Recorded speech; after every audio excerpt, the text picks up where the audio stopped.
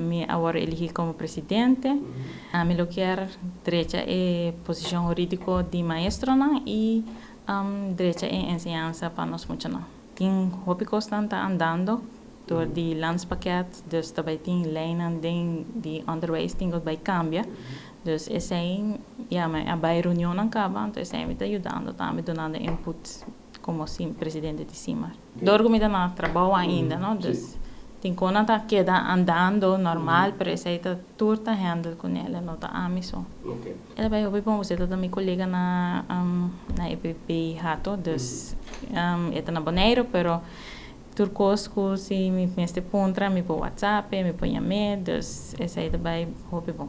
Esse aí passou dia como eu vira membro, me arrumou pontra, que como eu estava assim me dentro do bestuur, esse aí tá na 2016.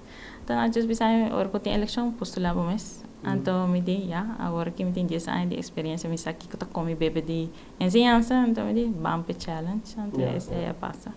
A mim sempre a luta para mim mesmo, dus seguro me luta para todo direito na minha maestro não e para educação de nós muito não e a comunidade também.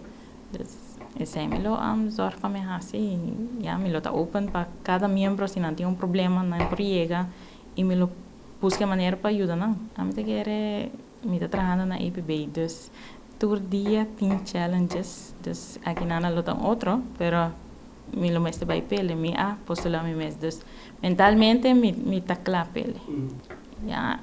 A mim me tata tra 30 anos na deui, ele se ami ku tur político tá bem tá bai, botingo sim a deal com não.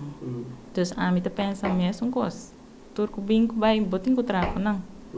Não tá guia é país de Europa, dus assim a mim tá aqui. Educação tá é a arma mais poderosa para bem-estar de país, dus para mim isso é muito importante. Então é me quer para gente não vira consciente disso aí, que você se você invertir em ensinança, on the long run, você vai ver é fruto de lo qual vai invest. Dus para mim isso é importante.